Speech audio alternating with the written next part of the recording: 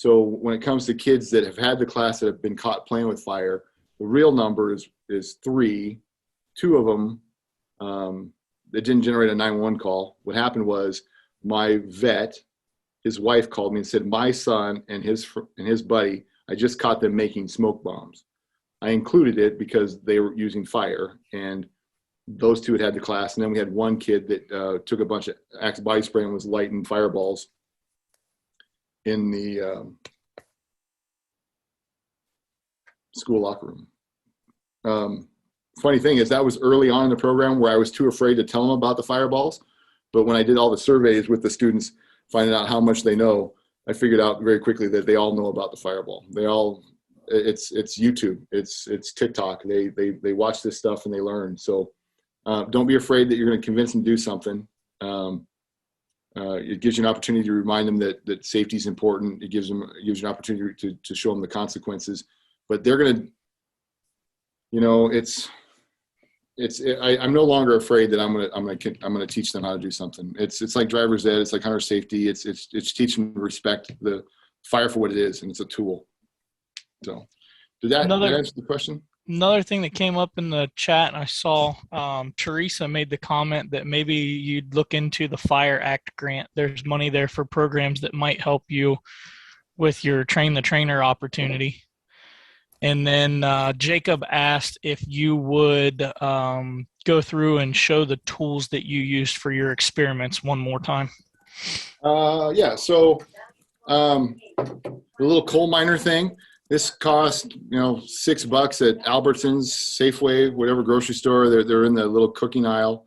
Want to make sure you got a steel mesh. Plastic won't work. These are a little bigger than the standard candles you can find. I like them a little better because they fit real well in the jars. They fit real well in the mesh. So I get the larger size. And then, props like this, when you talk about damage in your airway, you see this, it's like, wait, you're going to stick that down my throat? I don't know. I look at this and say, I never want to have one of these down my, that doesn't look fun or nice. A lot of this stuff you can get, I'm not in the business of liking myself when I advertise for Amazon, but Pyrex, these things, they cost a little bit, but it just adds a little bit to the whole science kind of thing. As far as the shoes and I just go to Goodwill. I mean, you can go to Goodwill and find stuff like this, or an old pot or old pan, Habitat for Humanity. I do everything on a budget. Definitely want to find yourself a lighter with an extension on it, like a barbecue lighter. These are it makes lighting those candles a little easier. When it comes to in-classroom stuff, the largest type of experiment I will do is a candle. I won't do anything larger than that. I won't do the hairspray thing, for obvious reasons. It's very, very, very benign, kind of little experiments, stuff that you'd find in a normal science class. You can do, I've done a fish tank with an O2 line in it, and I'll have 2 candles. It gets a little cumbersome to bring stuff like that in, but I'll add oxygen to the environment, and you'll see I'll have 1 candle outside, 1 candle inside, and you can visually see how much brighter the 1 candle is versus the other. And you can also, which really is interesting, is the wax melts almost completely, because that extra oxygen really bumps up the energy release rate. Another thing, anytime you're going to do an experiment like this, practice. Do not go into the classroom and make it your second time doing it. You gotta get nerdy on it, and you gotta make sure that you do it 100 times, and make sure you have a safe place. A lot of times in the science classrooms in the middle schools, you're going to have a science counter where you can do this stuff. But you got to make sure that you keep it away from the little ones, and discuss it with your teacher too. Obviously, if they don't want you to do that, then you rely on the shoe prints. You rely on maybe a certain kind of smell. Like I said, you can have a little test tube like this. and you put some cotton in it, and you take a couple drops, maybe 5 drops of gasoline, and you put a rubber stop in it like that. And then when you want to show that vapor's what burns, you take the top off this guy and you kind of wave it around a little bit, and every kid in the classroom pretty soon is going to smell that gasoline. And it's 5 drops. So it really shows how a fuel source turns to a gas, and as it's floating around, that's the vapor that burns. So there's different little tricks, little methods. Practice. There's a lot of stuff out there on YouTube. I would believe half of it because I've seen them, do some incredible camera work and actually show you a fraud. So, but practice. Keep it small and quick. Everything's got to move fast. Can't be a big setup. Can't be a big build up. It's got to be something you can just get done in 10, 15 seconds and move on to the next topic. Got to keep moving. To the person that had the grant question, reach out. I would love to talk about that. It would be an honor to listen to your ideas. I would really enjoy that.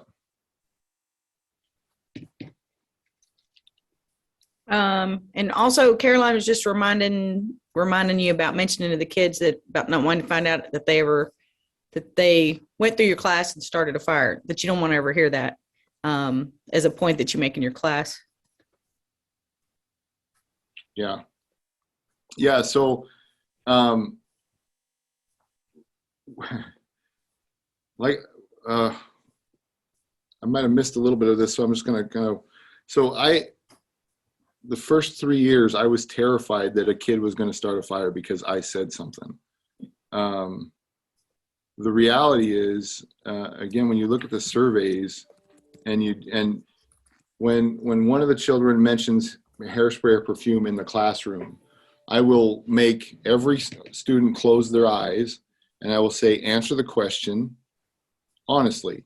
If you knew this before this kid said this, raise your hand. And in a class of 30, I will get 25 hands up every time. I leave them with the fact that I've been doing this a long time, and I'm really tired of hearing somebody 10 to 14 years old saying, I was just goofing around, I thought it was out. That's one of those things you leave with them. It's like, I'm tired of it. And if I go and meet you, I'm not going to feel sorry for you. I'm going to feel sorry for your parents. I'm going to feel sorry for your family. But the reality is you made a choice. And that's what life is about, making choices and living with the consequences. So I do, and when I say that I'm really tired of hearing a kid say I was goofing around and I thought it was out, I will work really hard to change my facial expressions from my excited about what's going on to this hurts me, and it does. I think that's why it's so easy for me to change my face expressions, because I hate seeing people suffer like this, and I especially hate it when it's so senseless. Where'd the other one go? Hang on. I just lost it in my chat went flying up. Where did it go? I think oh gosh, I can't roll it up here. Hang on. I'm on my laptop trying to use the pad. Tara Wade says, have you thought about talking about the dangerous TikTok, or about how dangerous the TikTok challenges are? You know what? I haven't. And one of the reasons why is we started in 11. Yeah. Started the class in 2011. I arrested kids in 2010, got mad.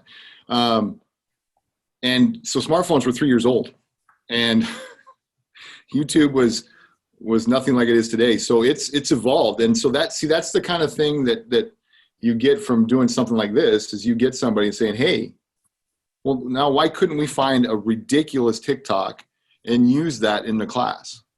Why couldn't that be one of the things we do, right? I mean, we've all seen, well, maybe we haven't all seen it, but I saw a video of 2 young men with skateboards and a gallon can of gasoline. They poured gasoline all over the one kid, and they lit on fire, and he was supposed to skate down the hill and make this great little video about his legs, on fire skateboarding. Well, that didn't work out the way they wanted it to. And he's running all over the place with his pants on fire. So you can't help but laugh watching the video, but you'd have to pick the right video and stress that, look, a view is not worth going to the intensive care. I think that would be the way I would sell it. A view, and it's something that didn't exist when we started, and it needs to be looked at. Absolutely. Yep. Love it. Awesome. I don't know. I can't tell if we've missed any other questions or not.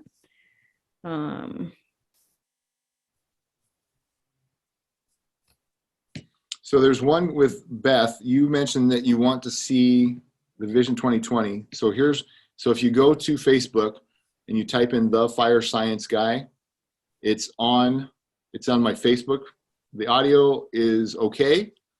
And you can also go to Facebook and type in the Fire Science Guy, and it's on there. I posted it. It's probably three or four posts down, but you can watch that full video right there, because I had some tremendous helpers that recorded that, and they did an amazing job. I was so excited to see the results, what they provided. It was awesome. So I encourage you to go there, Beth. Yeah, just listen to it in a quiet room with the volume up. We were kind of challenged with sitting at the table across from where he's at, and the speakers were I think they were kind of behind us, so it was kind of hard to pick that sound up. But still, you can hear it good enough, if you're in a quiet room. But it's a great overview of the CRR process that it took to get to doing the program, and then having the program today. You showing us how the actual program works. It's really great to see those two tie together.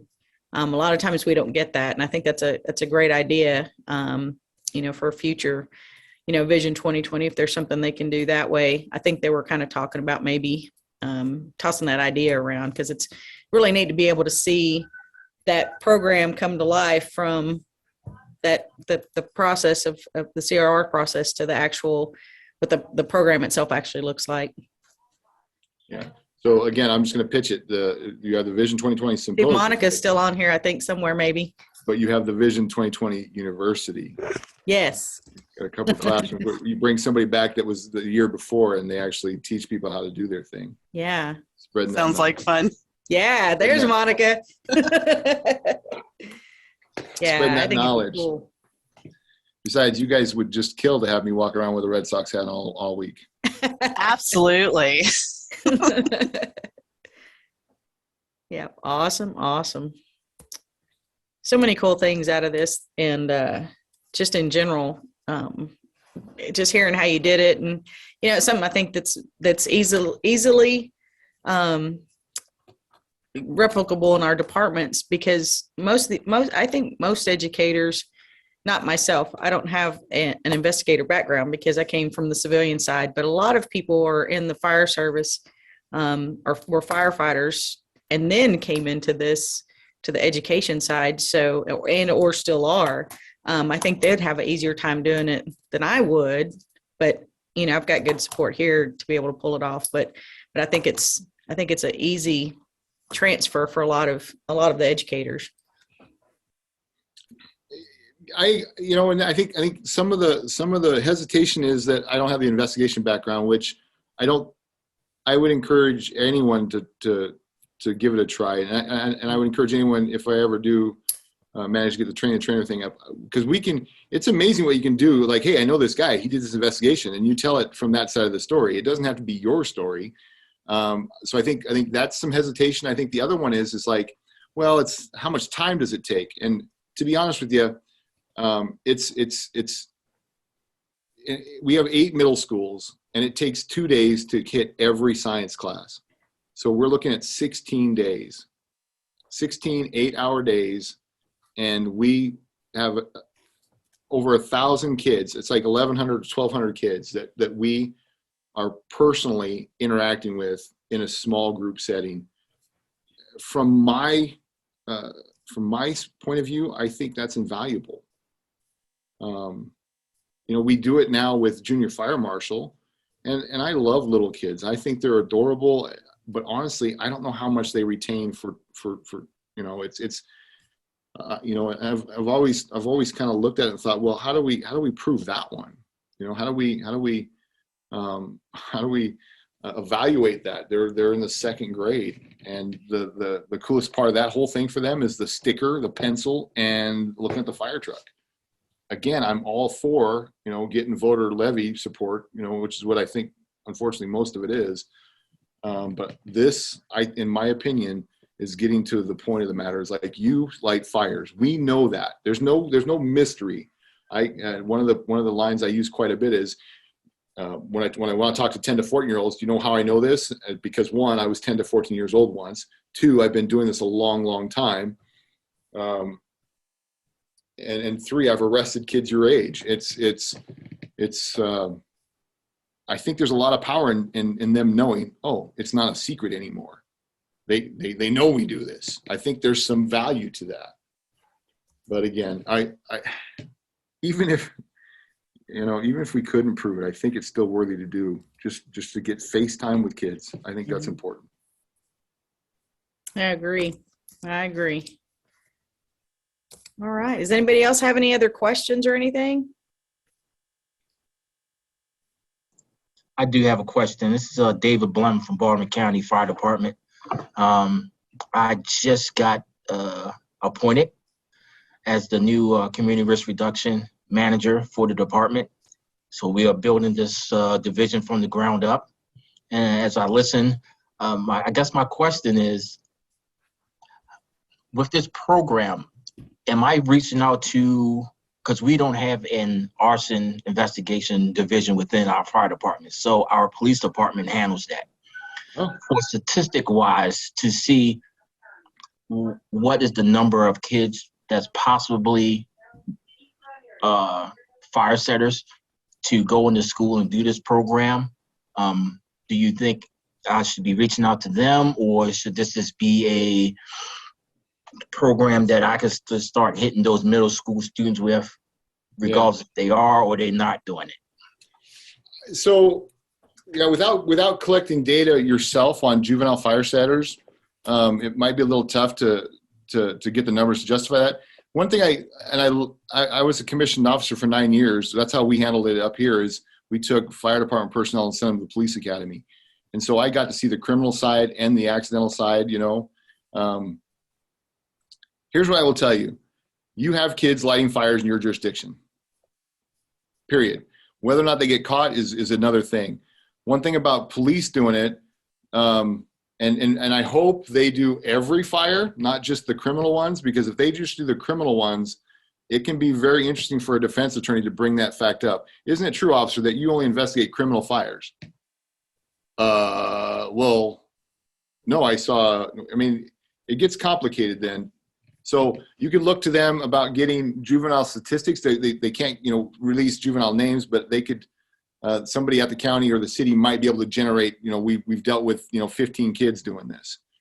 From the fire department standpoint, juveniles under 10, that's in our state, you can't arrest them. So it's not a criminal matter. I mean, our law enforcement would do nothing for that. So what I would do from your perspective, if you can't get the numbers of kids setting fires, what you can still do is focus on, maybe it's a cooking fire that you investigate, and you talk about the smoke detectors, and you talk about, or maybe it's the power strip, right? But it still is based on a forensics investigation. You're going through, you're collecting your data, you're taking your photographs, you're sending stuff out to get analyzed, and you're coming to the conclusions, right? You can still use the footprints on the door for a cooking fire because someone saw the smoke and they kicked the door in. In your case, it would be a good thing. In my case, it would be a bad thing in my particular investigation. But I think that's the neat part about it, because it's still a whodunit, and it doesn't have to be a criminal case, but it still leads to consequences and choices. The choice was,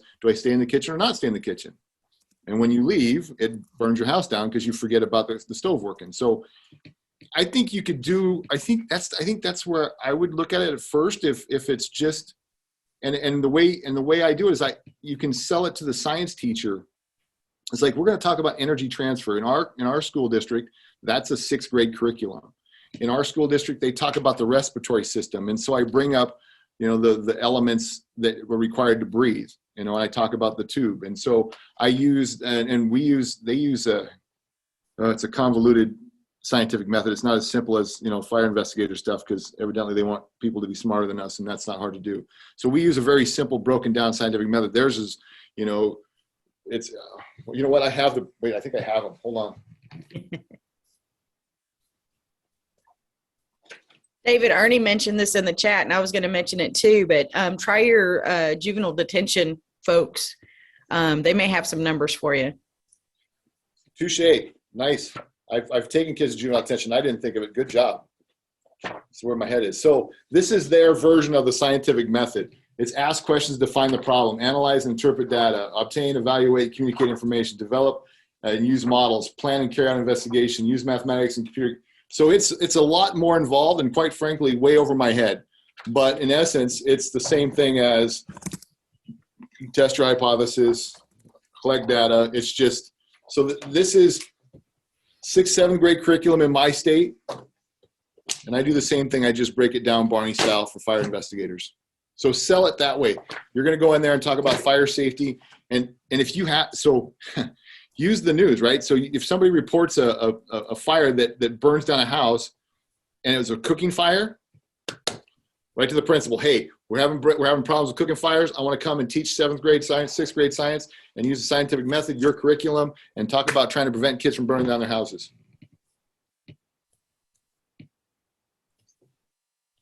Oh, you're on mute, David.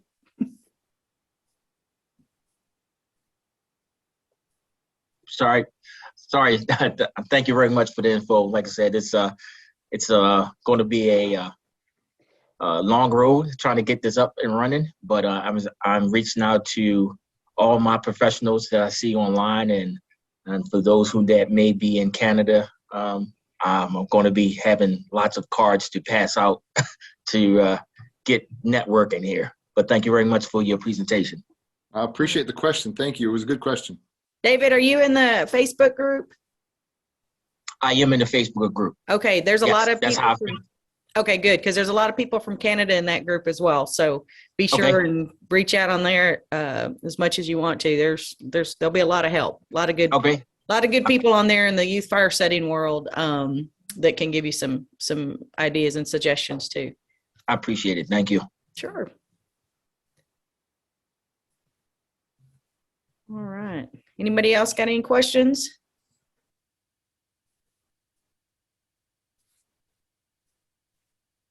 All right. I'm going to type in my email address. I might regret this, but we'll see what happens. I already typed it in way at the beginning. Okay. One more time at the end. If I spell science right. I am a scientist, but I can't spell it. I'm a backyard scientist. I like to sell it like that too. There you go. All right, so I changed this to, I got to go individually. Everyone, there we go. TheFireScienceGuy@gmail.com. Send it to everybody individually. All right. All right.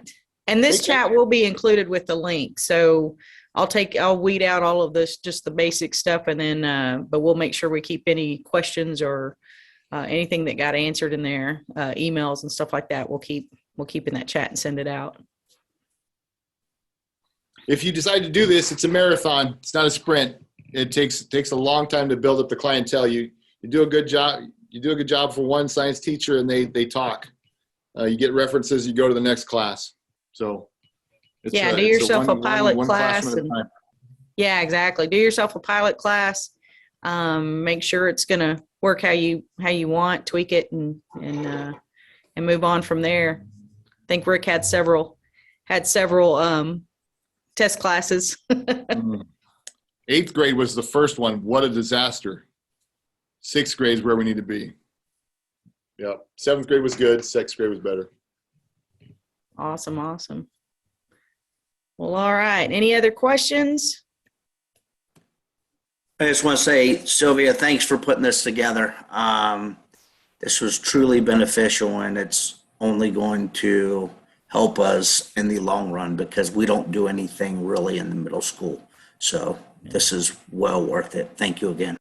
Thanks, boss. Appreciate You're it. welcome, Brad. Absolutely. And that's our group we miss a lot too, is that middle school group. So I'm hoping to use this as my end of the ours. We actually have a 6th grade center, so it's going to be kind of a perfect little fit for us. Well, I'll tell you, if I didn't get tired of arresting them, I probably wouldn't be here right now. Because in our state, they commit, you're 12, you're capable of committing a crime. They go through the juvenile justice system, and it's such a waste of time. I hate doing it. Yeah. So I just got bored.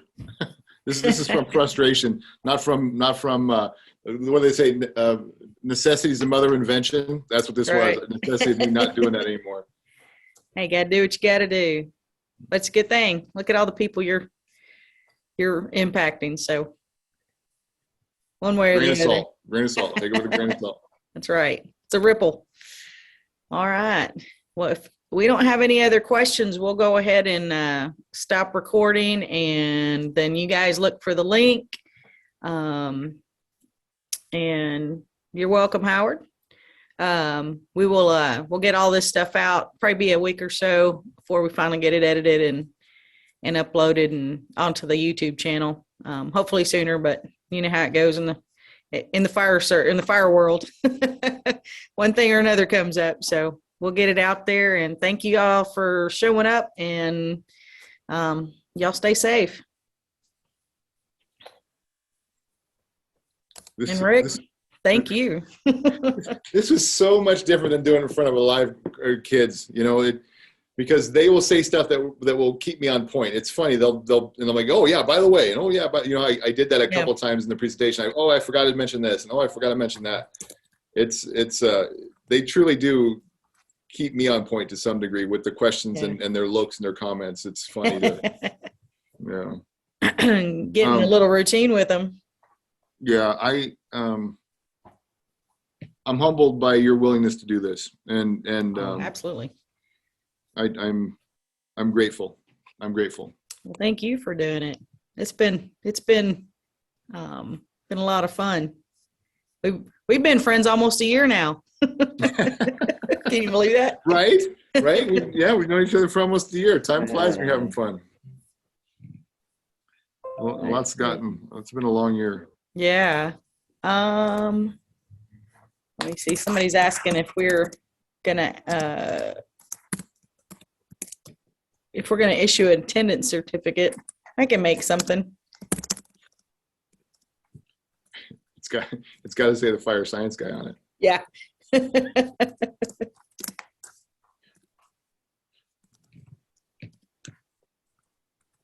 Okay. All right, Ralph, we're going to see what we can do. You need your own logo. Yeah, that's right. Well, so I've played around with a couple different things. My daughter made one for me. It's this is my little pop-up on my phone. It says, oh, there you go. Yeah. That's awesome. That cute little girl I showed you at first. She's very, very talented. We'll see where it goes. The goal is just to have other people do it. I'm closer to the end of my career than the beginning, and this would be really neat if other people did it. I'd walk away feeling like I did something. Oh, you have to. Do you know Linda Kirby? You have to meet my good friend Linda Kirby. She's on here. She just said thank you, an excellent presentation about critical thinking skills. Linda, you got your camera on? We'll see if she does. Might not. No, she doesn't. That's funny. But we'd like to bring you out to Arizona for sure, and then you can meet Miss Linda Kirby in person. Yes, So she's awesome. Maybe, figure out what your process would be. What would you want from an organization? First the flight, your hotel room, that type of stuff. But that's something I think a lot of people on this call would be interested in is what's next and how do we get you to our states? So obviously plane, flight, hotel, transportation to and from the airport, critical. I'm getting ready to end my career at the fire department, so I'm going to lose half my income, which is always fun. But I'm not I don't want to. My goal isn't to get rich from this. My goal is to have other people do it. So I'm willing to do it as affordably as possible. That's my goal. And I get to see other parts of the country, and that's the best part for me. Yeah. For a train the trainer, would you like to see a 1 day or 2 day?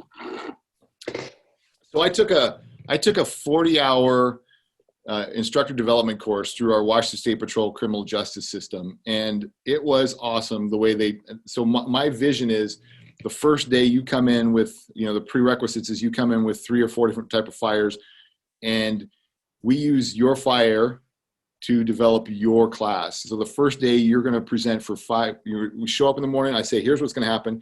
I'm going to teach you exactly. I'm going to show you, you're going to be my 6th grade class. I'm going to show you what I do.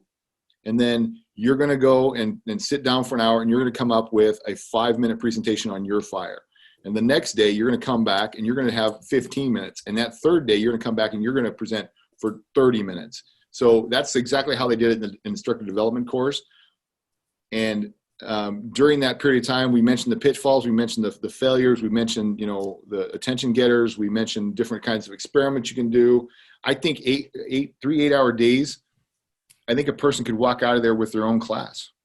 And hopefully we give them a little confidence to be able to present it. I want to talk about body language. I want to talk about movement. I want to talk about, being confident, encouraging the kids to jump in on this program. And really, really drive in that it's about making choices.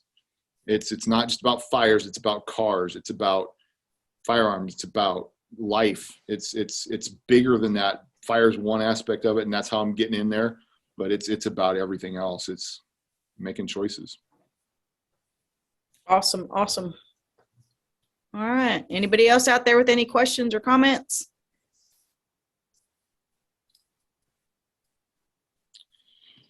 You guys were the best. Sylvia, Monica, thank you so much for all your help getting me to Vision 2020. Appreciate you. All right. Thanks, Rick. Bye now. Bye, y'all.